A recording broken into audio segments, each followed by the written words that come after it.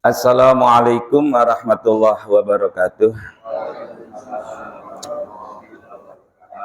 Bismillahirrahmanirrahim. Alhamdulillahirabbil alamin. Wassalatu wassalamu ala asyrafil anbiya wal mursalin Sayyidina wa maulana Muhammadin wa ala alihi wa sahbihi ajma'in, amma ba'du.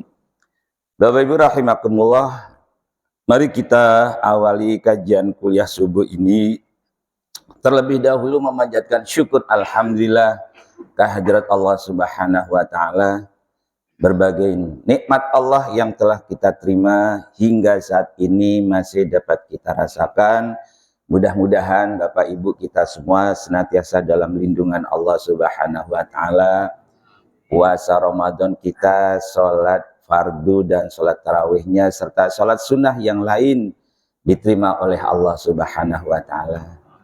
Tentu banyak doa yang kita panjatkan. Kita berharap semua doa diijabah oleh Allah Subhanahu wa taala. Sebuah kepastian, keniscayaan adalah kematian. Jika saatnya telah tiba, kita semua dipertemukan oleh Allah dalam keadaan husnul khotimah. Amin Allahumma amin. Ada satu permintaan pada pagi hari ini untuk membahas tentang masalah zakat, terutama zakat fitrah. Zakat merupakan salah satu kewajiban kita umat Islam. Kalau dibilang rukun Islam, yang keberapa Bapak Ibu? Yang keempat, mengeluarkan zakat. Zakat ada dua macam. Ada yang namanya zakat mal, ada zakat fitrah. Kalau dilihat dari sisi bahasa, zakat itu artinya suci. Bisa juga berarti baik. Bisa juga berarti berkah. Bisa juga berarti tumbuh. Dan bisa juga berarti berkembang. Jadi kalau Allah memfardukan kepada kita untuk mengeluarkan zakat, hakikatnya Allah ingin memberi kepada kita kesucian baik harta maupun hati. Allah ingin memberikan kebaikan, keberkahan, dan tumbuh kembangnya harta yang kita miliki. Sehingga kata Nabi Muhammad SAW, karena zakat juga termasuk sedekah, tidak akan pernah jatuh miskin orang yang bersedekah. Justru Allah Subhanahu wa taala telah berfirman yang artinya, saya penggal ayatnya, wa yurbis shadaqat, dengan sedekah termasuk sedekah wajib yakni zakat, harta itu bukannya semakin berkurang, bukan semakin susut dan surut, tapi justru semakin subur. Ibarat tanaman, kalau kita ingin tanaman tersebut yang menghasilkan buah, maka perlu dipupuk. Nah, zakat inilah merupakan pupuk untuk menumbuh kembangkan harta kita. Nabi Muhammad SAW bersabda, ini yang berfirman Allah. Kalau Allah yang berfirman, Nabi yang menyampaikan, namanya hadis qudsi. Hadis ucapan Nabi, qudsi artinya suci, yakni ucapan dari Allah Subhanahu wa taala. Apa kata Allah? Anfik ya ibna Adam yunfak alaik. Infaklah kalian hai seseorang, kamu akan diinfaki. Kalau kita berinfak atau bersedekah, cenderung sedikit atau cenderung banyak? Di dompet ada uang warna coklat. Berapa nominalnya? Goceng. Ada warna ungu. Berapa? Ceban. Ada warna hijau. Noban. Ada warna biru. Goban. Ada warna merah. Cepek. Seceng. Kira-kira yang terpilih warna apa? Nah, dijawab sendiri loh ini. Tapi alhamdulillah kejujuran tuh memang perlu. Allah seneng nih. Orang at-taqwa nih seneng nih kata Allah. Ya, sedekahnya goceng. Bapak Ibu rahimakumullah, kalau Allah ngasih sedekah ke kita, memberikan infak kepada kita, karena Allah itu ghaniyun 'anil alamin, maha kaya. Maka Allah nggak ngitung-ngitung. Yang diberikan oleh Allah pertimbangan sebagai bentuk kasih sayang Allah. Kalau Allah ngasih sedikit, Allah malu. Tapi kalau Allah ngasih banyak, Allah mempertimbangkan. Salah satu contoh siapa Bapak Ibu rahimakumullah? Salah seorang sahabat Nabi yang bernama Sa'labah. Allah ngasih rizki yang berupa harta itu sedikit. Allah punya pertimbangan. Kalau aku kasih harta banyak, ini Sa'labah nanti gak betah ikut kuliah subuh. Gak betah. Kenapa? Hari ini ada di mall. Hari ini ada di pinggir pantai. Kan gitu kan? Kenapa? Karena banyak harta. Cenderungnya untuk plesir. Walking-walking. Jalan-jalan.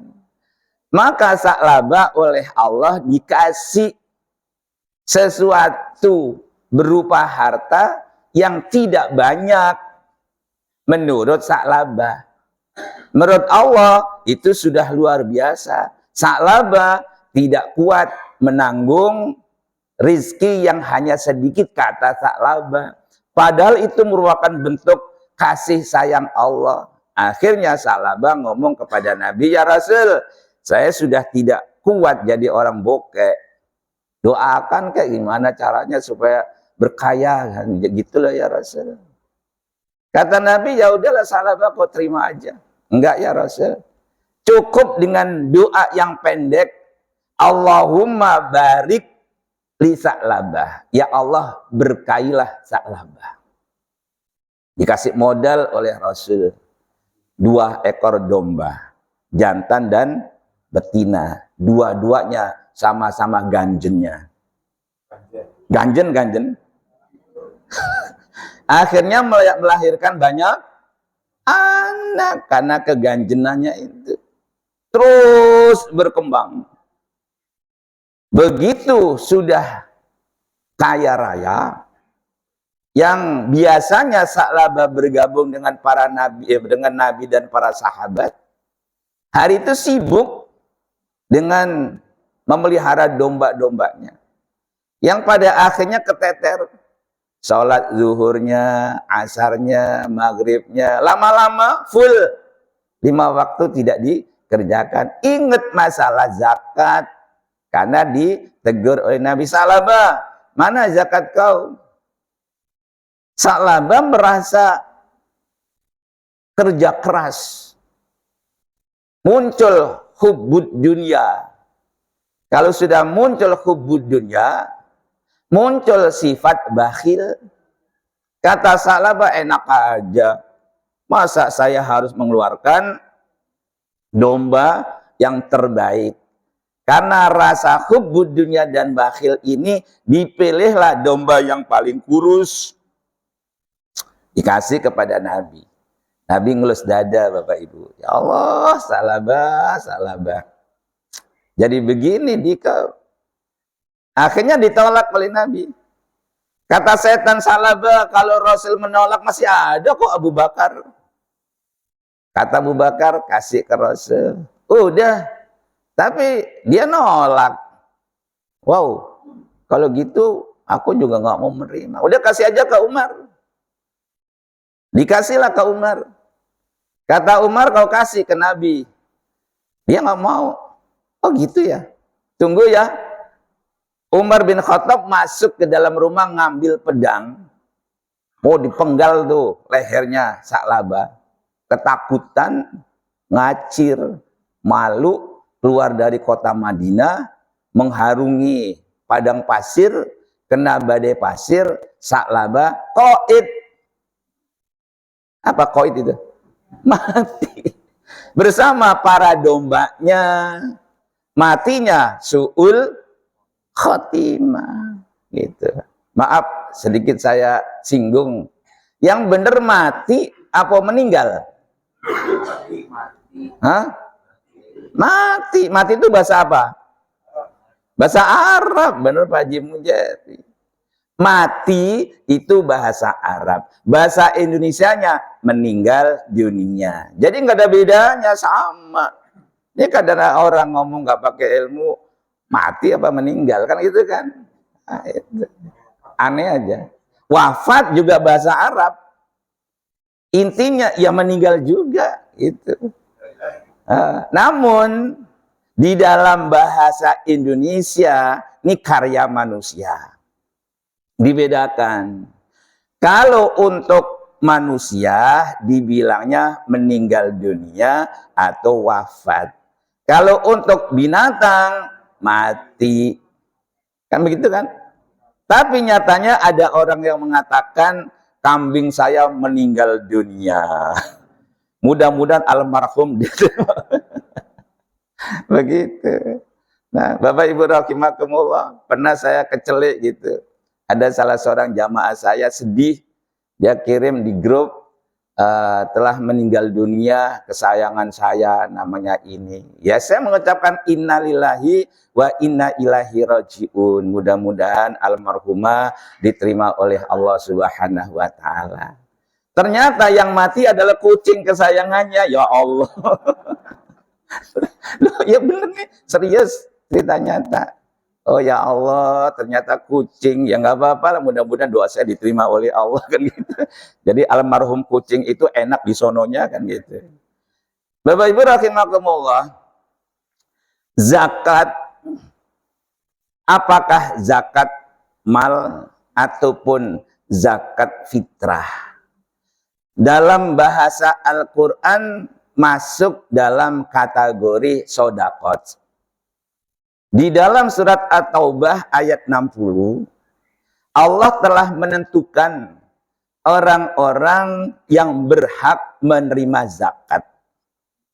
Orang yang menerima zakat itu disebut dengan istilah mustahiq zakat. Orang yang mengeluarkan zakat namanya muzakki. Allah berfirman, innamas sodaqatu. Kalau sudah ada kata-kata innama, maka tidak akan keluar dari situ. Hanyalah yang namanya sedekah, peruntukannya adalah lil fuqara'i wal masakin. Untuk orang fakir, untuk orang miskin. Fakir dan miskin ada sedikit perbedaan. Fakir, orang yang tidak berharta, tidak mempunyai sumber penghasilan. Fakir, orang yang punya penghasilan, tapi tidak mencukupi kebutuhan dia dan keluarganya. Itu miskin. Sehingga fakir, miskin. Kalau fakir tidak punya sumber nafkah atau maisha, kalau miskin punya sumber nafkah atau maisha, namun tidak bisa mencukupi, maaf ya, kalau miskin, tadi ya benar ya, kalau miskin punya sumber nafkah, tapi tidak bisa mencukupi dirinya dan keluarganya. Ini yang harus menjadi skala prioritas di dalam mengeluarkan zakat. Kenapa? Dua komponen ini oleh Allah disebutkan terlebih dahulu. Yang ketiga, wal amilin. Amil ini yang sulit saya mencerna. Ada masjid membentuk panitia penerimaan dan pengeluaran zakat, menamakan dirinya sebagai amil. Terus ditulis amilnya sekian, sekian, sekian. Bener nggak kira-kira Bapak Ibu? Ini harus dipahami. Ya. Amil itu berbeda dengan panitia penerimaan dan penyaluran zakat. Kalau panitia penerimaan dan penyaluran zakat yang dibentuk setiap bulan suci Ramadan menjelang Idul Fitri, itu tidak dikatakan sebagai amil. Karena amil itu tugasnya meninventarisir, mendata siapa orang yang berhak atau yang berkewajiban mengeluarkan zakat. Didata. Di kampung ini, taruhlah di wilayah kita, didata. Siapa orang-orang yang berhak mengeluarkan zakat. Lalu didata, siapa mustahik zakatnya. Yang ketiga, amil harus memberdayakan harta zakat untuk dikembangkan. Supaya apa? Supaya menghasilkan. Tentu melalui jalan yang halal. Nah, kalau begitu kerjanya amil bukan hanya sekedar di bulan suci Ramadan, tetapi sepanjang tahun selama ia ditunjuk sebagai amil. Maka dia termasuk orang yang berhak menerima zakat. Mau langsung bertanya tuh, saya selesaikan dulu. Mungkin ada penasaran aja. Selesaikan dulu. Oh, Pak Haji Munjari, mangga. Ya. Ya.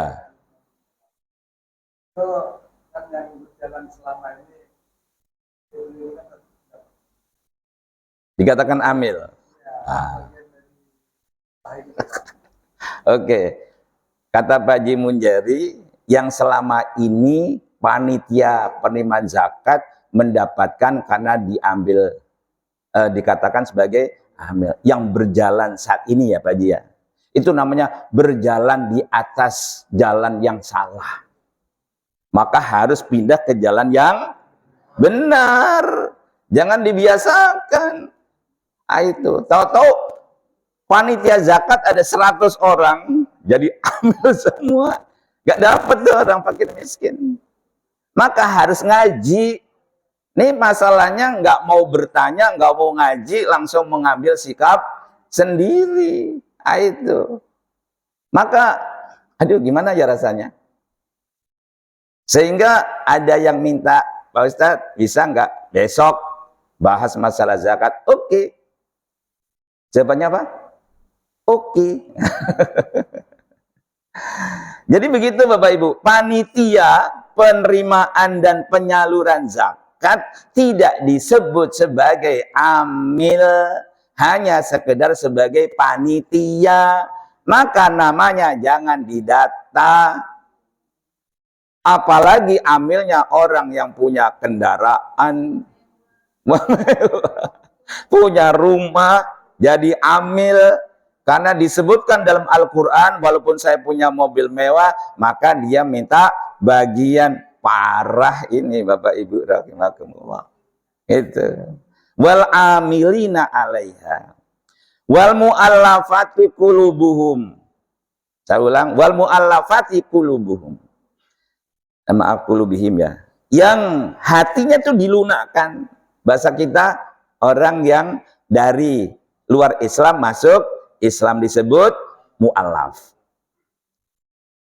Oleh Umar ibnul Khattab, mu'allaf ini disingkirkan, tidak diberi zakat.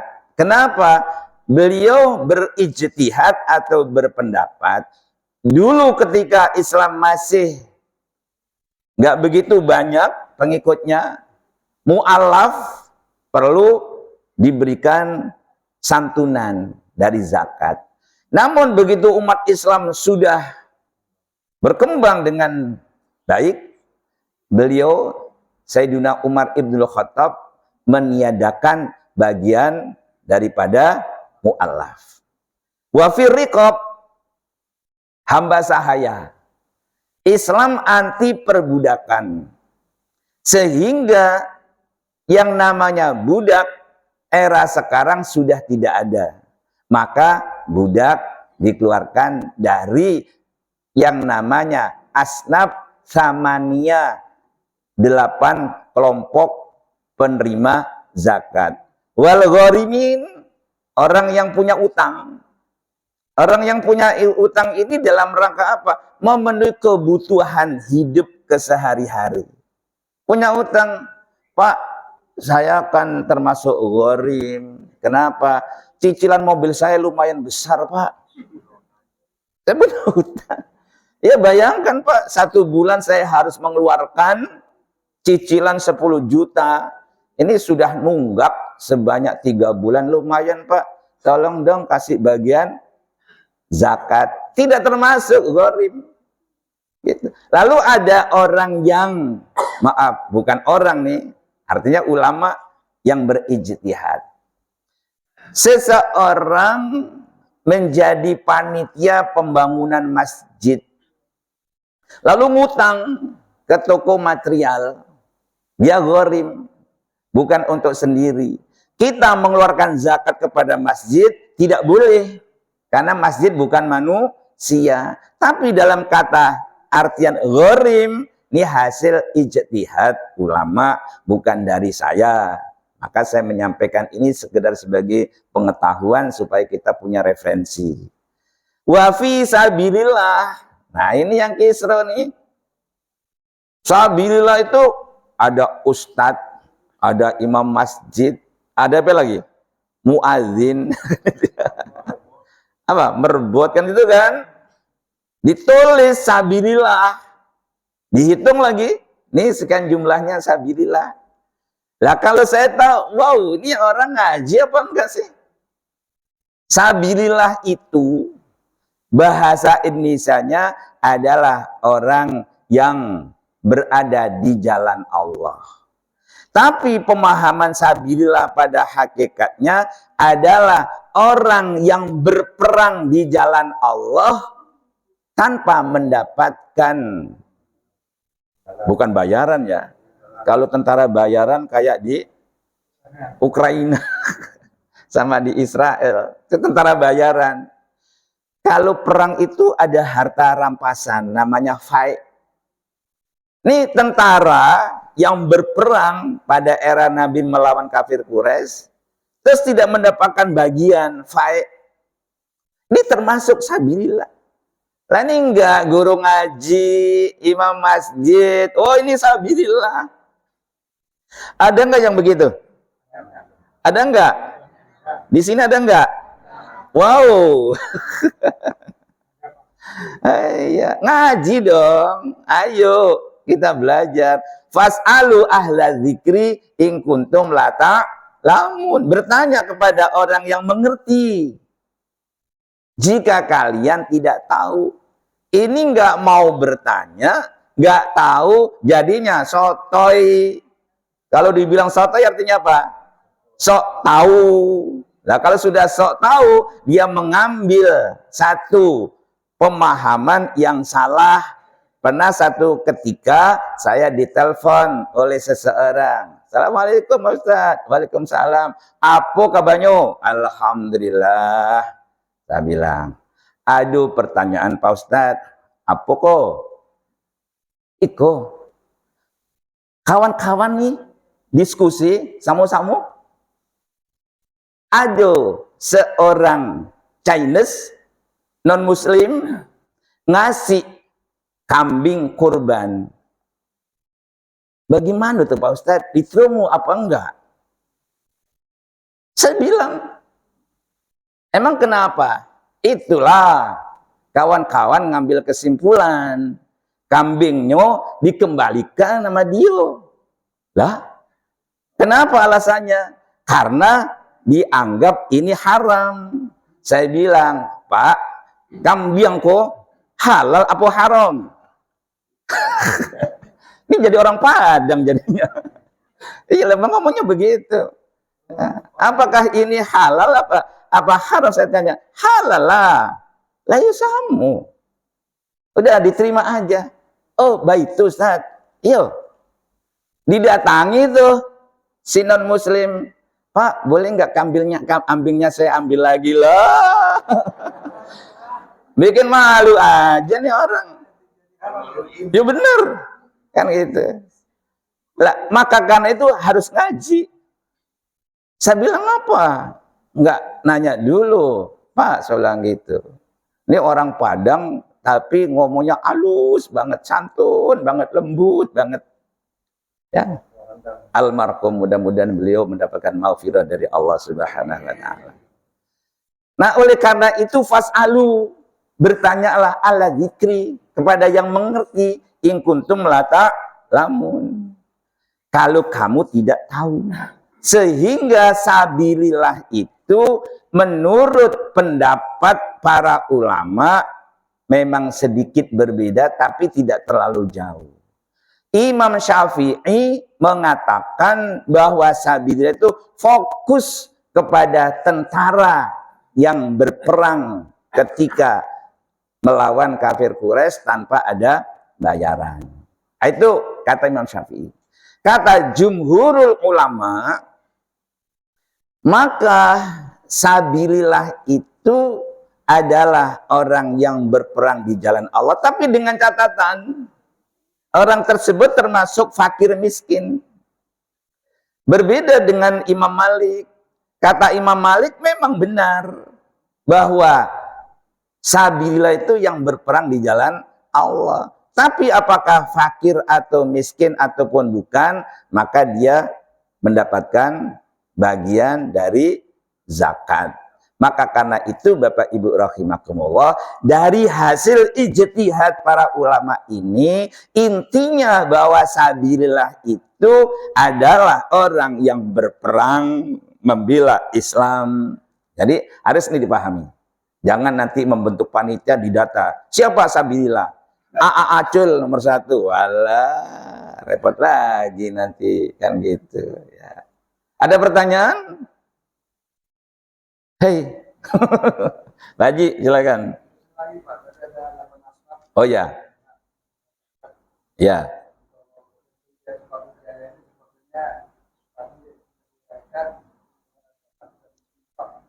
Ya. Ya. Nah, terakhir Ibnu Sabil. Terus. Ya. Ya.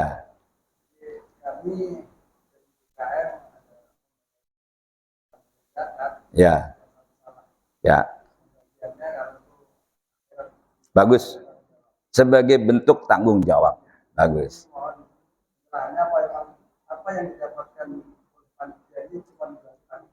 Ya. Bapak Ibu rahimakumullah, pertanyaan dari Pak Haji Munjari supaya tidak salah langkah sebagai bentuk tanggung jawab, apakah 8 asnaf ini harus diberikan zakatnya? Ada pendapat dari ulama bahwa zakat fitrah berbeda dengan zakat mal. Kalau zakat fitrah, kata Nabi, tu'matan lil masakin, dalam rangka memberikan makan kepada fakir miskin.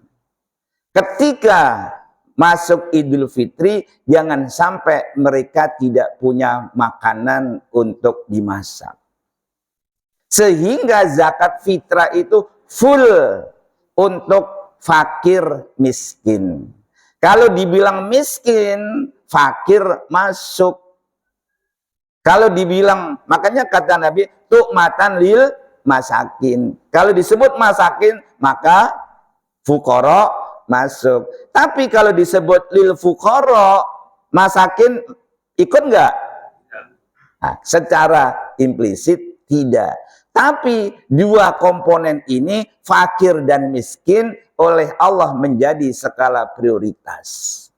Nah, sekarang kalau amil zakat, artinya yang dibentuk untuk mengurusi zakat. Dikatakan oleh ulama wajib diberikan kepada 8 asnaf. Karena 8 asnaf ini tidak ada salah satu di antaranya mu'allaf yang dikeluarkan oleh Umar Ibn Khattab. Yang kedua, tidak ada lagi yang namanya riqab atau budak. Terus Ibnu Sabil itu jangan kayak era sekarang orang datang ke rumah seseorang lalu minta, Bapak, Ibu, saya dari daerah ini jauh banget, saya nggak punya ongkos, lalu saya minta ongkosnya, tolong bantu saya. Itu bukan Ibnu Sabil. Ibnu Sabil itu menurut analisa para ulama fikih adalah orang yang dalam perjalanan jauh namun kehabisan bekal. Lah ini bukan ya musafir. Lah ini bukan orang memang mencari nafkah, ngaku-ngaku sebagai Ibnu Sabil. Nah, sekarang ada nggak di wilayah kita Ibnu Sabil? Tentunya tidak ada. Nah, sekarang siapa yang harus diterimakan? Kalau sebagai amil, maka surah At-Taubah ayat 60 harus dipenuhi.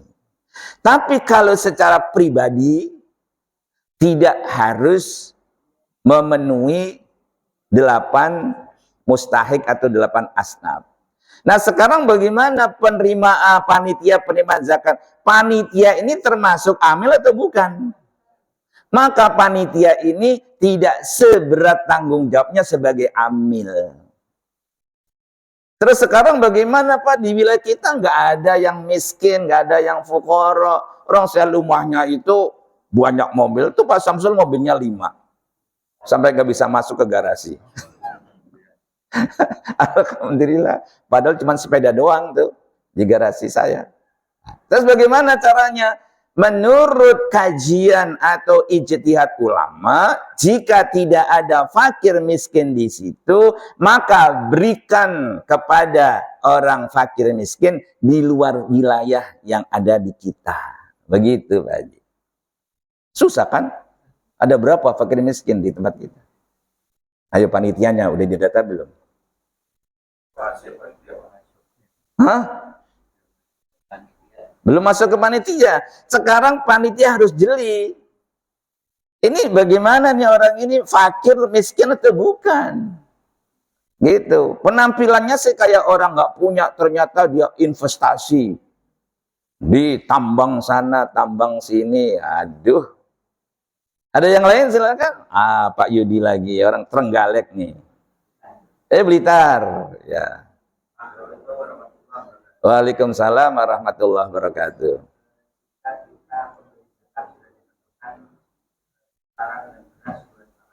Ya. Penerima. Oh.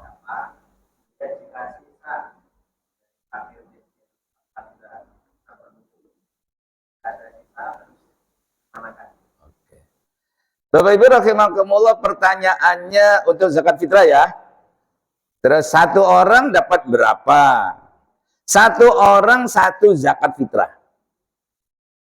Maka kalau kita mau mengeluarkan zakat fitrah, didata 1 keluarga isinya cuma 2 orang. Jangan disamakan dengan 1 keluarga isinya 5 orang. Sama-sama dikasih cuma 1 fitrah atau 2 fitrah. Jangan. 1 orang diusahakan 1 zakat fitrah. Kalau umpamanya 5 orang, kalau 1 orang 2,5 kilo, jadi berapa? Udah nggak usah dihitung dah, kebanyakan kelamaan. Ya kali 5 aja kan gitu. Ya. Per jiwa. Terus tadi pertanyaannya ada kelebihan. Yang lebih di mana? Di panitia. Terus nggak dikeluarkan? Nah, ya tetap aja kalau dikeluarkan kemana itu kepada mustahiknya, fakir miskin. Kak, kok ada kelebihan 1 kilo nih, ya udah kasih aja. Oh, ini keluarganya benar-benar membutuhkan, kasih kepada dia. Maaf, panitia penerimaan dan penyaluran zakat fitrah berdosa kalau seandainya begitu masuk sholat Idul Fitri masih numpuk di masjid. Berdosa. Kenapa? Karena tidak sampai kepada mustahik. Kata Nabi bahwa zakat fitrah itu diberikan ketika tenggelam matahari akhir Ramadan hingga sebelum pelaksanaan sholat Id. Sekarang bagaimana yang mengeluarkan zakat fitrah? Berdosa enggak? Enggak, sudah selesai. Diambil alih tanggung jawabnya untuk mengeluarkan. Maka panitia penerimaan dan penyaluran zakat harus ngaji tentang masalah ini. Asal tunjuk aja, nih jadi panitia, nggak ngerti hukum masalah zakat. Ada juga dulu dari pemerintah minta zakat. Kenapa dia? Pakai kupon lagi. Oh sampai sekarang, saya cegah, jangan dikasih. Terus saya cegah. Kenapa? Karena lurah camat itu bukan amil zakat. Begitu dikeluarkan ternyata masih numpuk di kantor kelurahan. Ini informasi saya dapat. Padahal zakat fitrah itu diperuntukkan fakir miskin. Jangan sampai pada saat Idul Fitri dia tidak ada yang dimasak. Ini masih numpuk berkarung-karung. Yang berdosa siapa? Yang minta. Panitia juga ikut bertanggung jawab. Sampai sekarang dicegah. Siapa yang nyuruh? Pak Samsul. Wah, asik. Gitu. Oh, sedekah. Ya. Oke, kalau yang diminta sedekah, mereka enggak bisa sedekah, mereka dapat kupon. Terus? Kita bilang, zakat tetap fakir miskin. Ya. Kan ada supaya sedekah tuh. Ya. Kembalian yang diambil itu. Oke.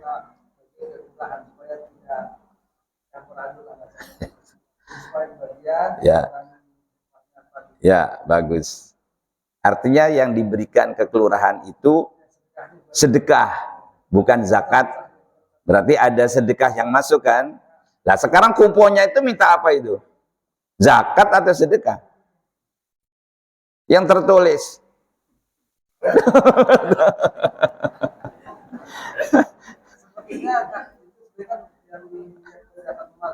Ya. Oh, yang diminta zakat mal. Lah ternyata informasi yang saya terima, Pak Ustadz, berasnya masih numpuk di kantor kelurahan. Bagaimana nih hukumnya? Nah itu. Makanya harus ngaji. Jangan asal ngasih ataupun jangan asal minta. Begitu Bapak Ibu rahimahullah. Masih ada nih. Sampai jam berapa? Ini hari libur nih. Waalaikumsalam warahmatullahi wabarakatuh. Ya. Satu rumah tangga, bapak ibunya sudah punya penghasilan. Ya. Dalam kehidupan sehari-harinya dia cukup, tapi kehidupannya dari anak. Apakah orang tersebut berhak mendapatkan zakat? Ada pertanyaan seorang ibu dan bapak ikut anak. Ya, dalam rumah tangga itu lah. Oh iya, ya. Anaknya berkecukupan.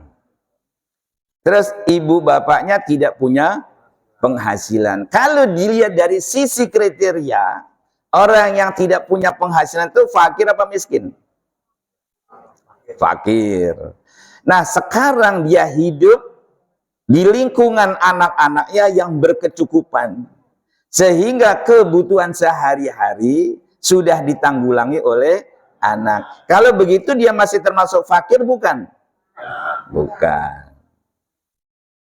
Nah sekarang boleh nggak kalau mengeluarkan zakat, seorang anak mengeluarkan zakat kepada ibu bapaknya? Boleh. Yang tidak boleh orang tua ngasih zakat kepada anak. Karena manfaatnya kembali kepada orang tua.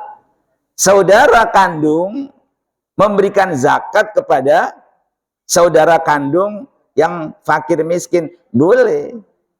Itu ketentuannya. Gitu Pak Ferry ya. Masih ada lagi yang Ibu tanyakan? Oh, nonton dulu belakang. Waalaikumsalam warahmatullahi wabarakatuh. Ya.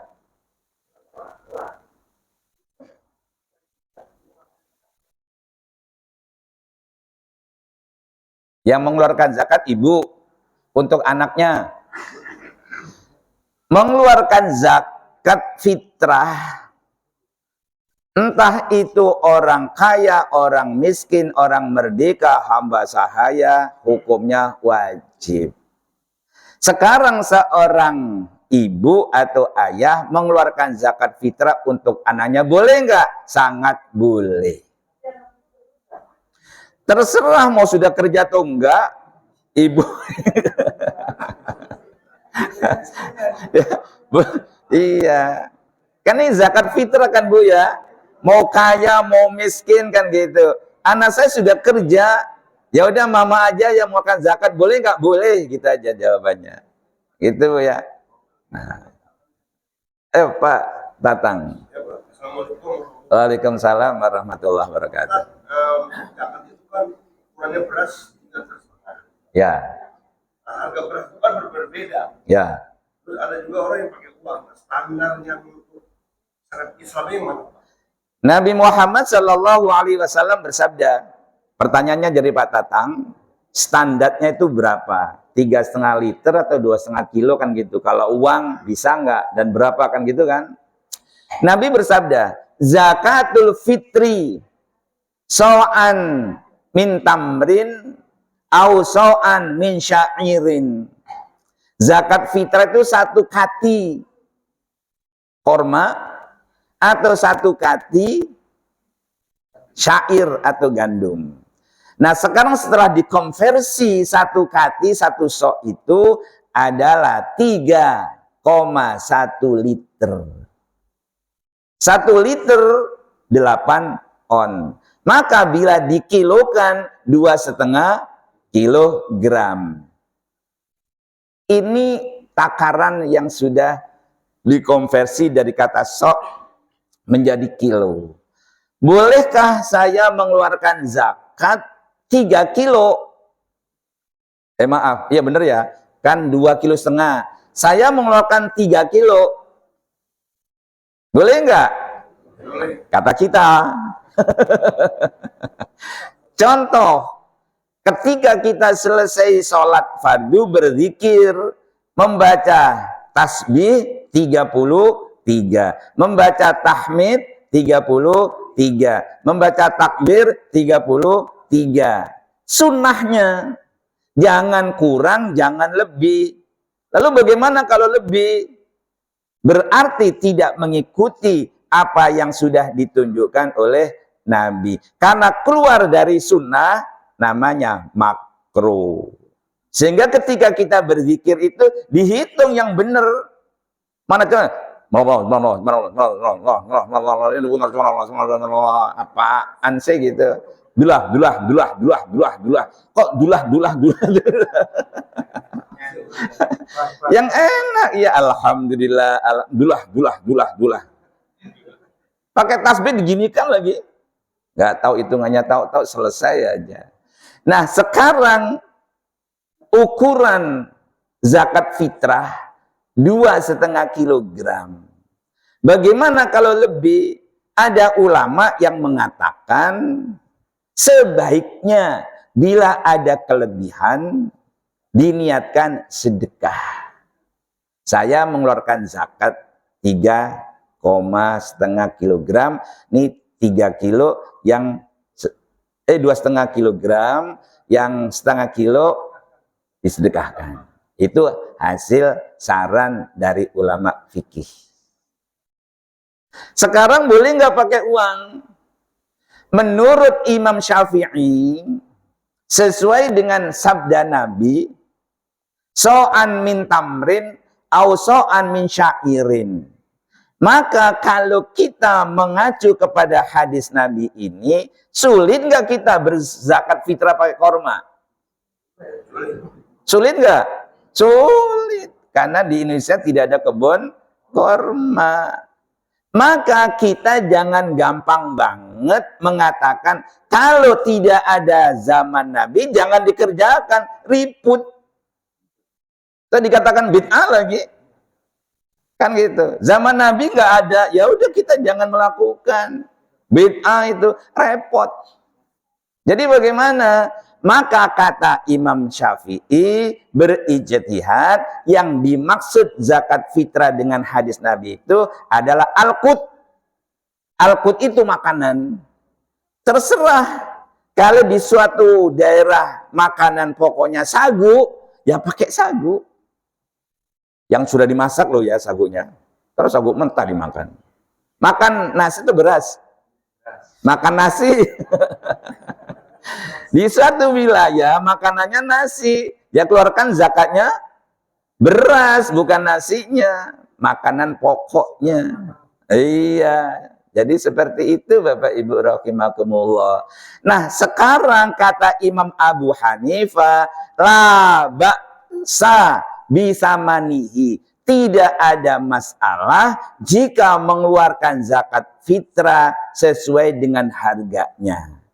Mengeluarkan zakat fitrah atau bersedekah, silahkan kita mengikuti firman Allah bahwa sedekah yang terbaik adalah sesuatu yang terbaik. Wa anfiqu mimma tuhibbun, sedekahkanlah apa yang kamu sukai. Ada seorang ustadz ceramah menggunakan ayat ini, wa anfiqu mimma tuhibbun. Istri dengar dari rumah. Jadi kalau bersedekah itu coba yang kamu suka, yang kamu cintai, kamu demeni. Pulang dari ngaji, si suami nyari ayam jagonya. Ayam jagonya udah dikasih makan. Udah dimakan, Pak. Loh, kok dimakan? Tadi ada orang hamil lagi ngidam ayam jago. Ya udah dipotong. Apa kata Ustadz? Itu kan bukan untuk saya ayatnya, untuk orang lain. Kalau Ustadz mah enggak oh no kan gitu. Iya. Nah sekarang saya katakan zakat fitrah menggunakan uang boleh menurut pendapat Imam Abu Hanifah. Ini hasil ijtihad. Hasil ijtihad itu kita bebas memilih yang mana, silahkan saja. Namun saya ingatkan bahwa panitia zakat atau orang yang diberi zakat berdoalah mendoakan kepada orang yang ngasih. Doanya bagaimana? Ajarakumullahu fima a'taita wa baraka fima baqiya. Ini panitia harus hafal. Gitu Pak ya? Cukup kira-kira? Kok ketenggengan ya?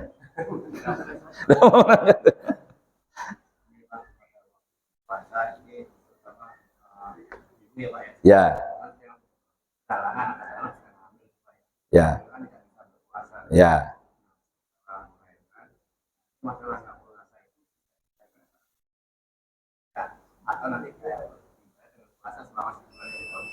Iya.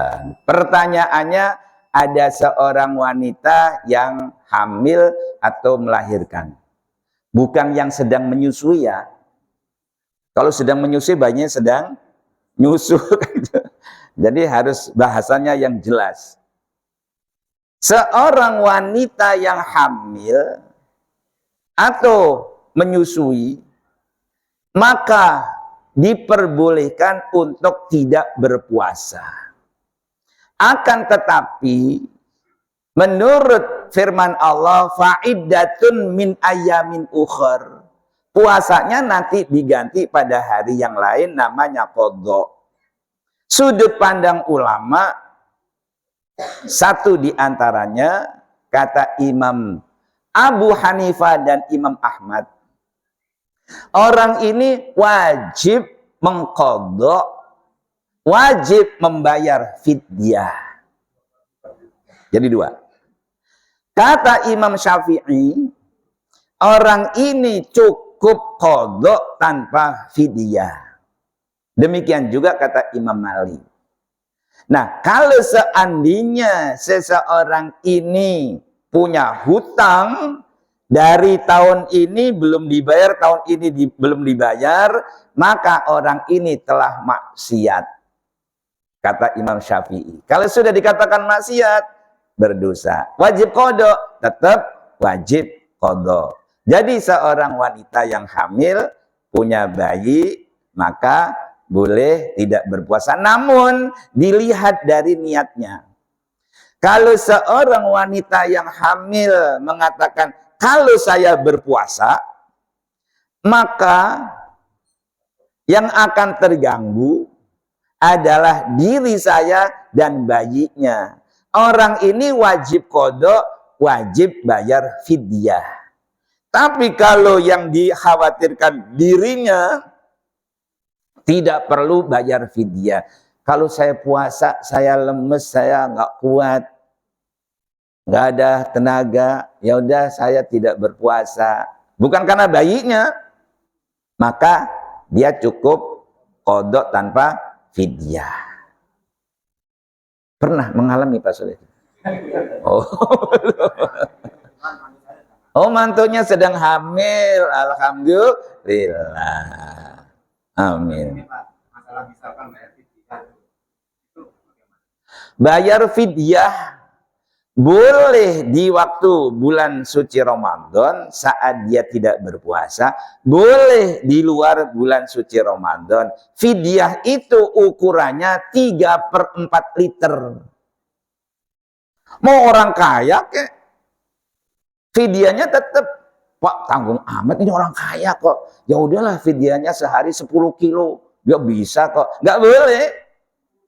Udah niat aja sedekah yang telah dikurangi 3/4 liter. Fidyahnya 3/4 liter. Kenapa? Allah berfirman, yuridullahu bikumul yusra wala yuridu bikumul usra. Yang dikehendaki oleh Allah itu yang gampang. Allah tidak menghendaki yang sulit. Mau orang kaya, mau orang miskin, yang jelas Allah tidak menghendaki adanya kesulitan bagi hambanya. Maka karena itu ukuran normalnya 3/4 liter. Cukup Bapak Ibu rahimakumullah. Oh, satu lagi, mangga. Ini kayaknya seru banget nih. Assalamualaikum warahmatullahi wabarakatuh. Waalaikumsalam warahmatullahi wabarakatuh. Ini nyambung pembicaraannya Pak Ferry tadi. Ya. Dalam satu keluarga itu bapak ibunya itu nggak punya Penghasilan. tapi dicukupin oleh anaknya. Ya. Tapi bapak ibunya itu berhak menerima zakat nggak? Tadi sudah saya katakan. Lupo. Seorang anak ngasih zakat kepada orang tua boleh. Yang tidak boleh orang tua ngasih zakat kepada anak. Ketidakbolehannya itu dikarenakan mau ngambil manfaat. Berarti bisa menerima zakat dari luar. Terima kasih.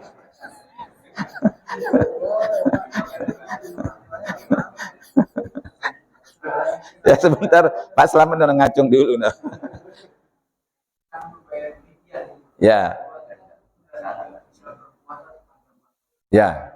Ya. Zakat fidyah itu hitungannya sehari. Kalau puasanya yang ditinggal dan wajib mengganti fidyah, ya kali berapa hari dia tinggalkan. Iya, kalau puasanya 1 bulan 29 hari, ya 29 kali 3/4 liter. Terus puasanya ditinggal dalam pertengahan Ramadan, ya berapa hari ditinggal? Tinggal itu aja. Mau ngasihnya nanti sesudah Idul Fitri, silahkan, boleh. Kalau ini tambahan nih, Ini sampai jam 8. Ayo. Nah, oke. Ini ada kejadian sebagai tanggung jawab. Seorang bayi yang lahir pada saat matahari tenggelam akhir Ramadan, karena zakat fitrah itu ketentuannya orang tersebut mendapatkan atau menemui bulan Ramadan. Ketika bayi yang lahir pada saat maghrib akhir bulan Ramadan, berarti malam Idul Fitri. Anak ini tidak wajib dikeluarkan zakatnya. Kalau anak ini lahir pada saat malam pertama bulan suci Ramadan, lahir nih, dapat 3 jam meninggal, anak ini tetap wajib dikeluarkan zakat fitrahnya karena telah mendapatkan bulan suci Ramadan. Mau nambah? Kok saling meneruskan ya? Orang tua itu boleh menerima zakat dari anaknya. Ya. Kan kalau kita terima zakat kan ada akad doa itu. Apakah orang tua harus bacakan doa itu? Akad dengan doa beda. Mengeluarkan zakat, menerima zakat tidak harus ada akad. Aku keluarkan zakat untukmu.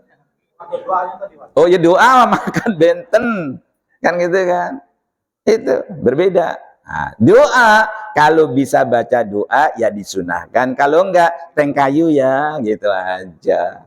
Tahu enggak teng kayu? Iya, kalau diberikan kepada panitia penerimaan, panitia yang akan, karena sudah ada doanya, sudah dilaminating kan? Iya. Lagi. Dah cukup Bapak Ibu?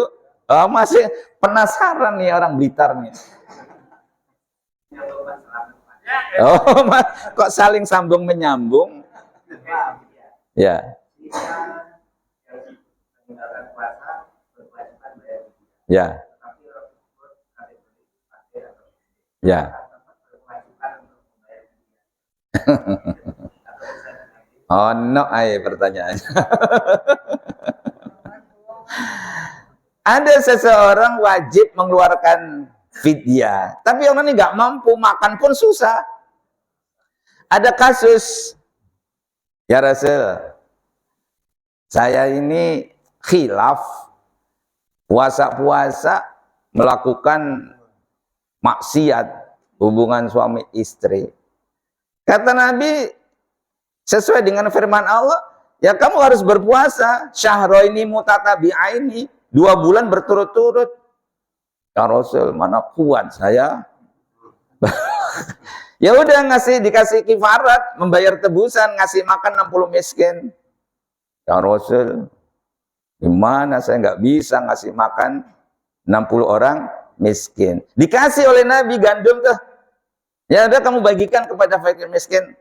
Ya Rasul, yang miskin di sana cuma saya sendirian. Tak aya deui. Akhirnya bagaimana? Kata Nabi, ya udah kamu ambil aja. Enak kan?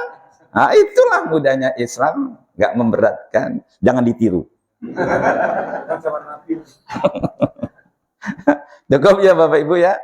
A'udzubillahi minasyaitonirrajim. Bismillahirrahmanirrahim. Alhamdulillahirabbil alamin. Hamda syakirin, hamdal mun'amin, hamdan yuwafi ni'amahu wa yukafi mazidah. Ya Rabbana lakal hamdu kama yanbaghi li jalali azimi sultanik. Allahumma salli ala sayyidina Muhammadin wa ala alihi wa sahbihi. Alhamdulillahi rabbil alamin.